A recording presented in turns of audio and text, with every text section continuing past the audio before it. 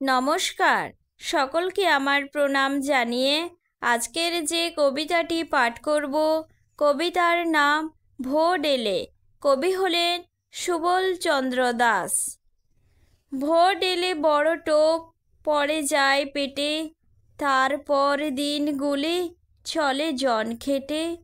চাল ডাল জল গ্যাস অনুদান টাকা, ভোর এলে দেব দেবী সব হয় আঁকা।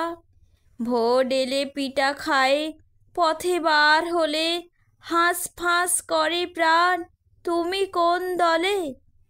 ভোর এলে ঘুম ছুটে কার বাছা যাবে, সাধারণ জনগণ গদি নাই পাবে। ভোর এলে ভুঁই ফুঁড়ে তথ্য হয় খাড়া, বিনা দোষে মার খেয়ে হই গ্রাম ছাড়া।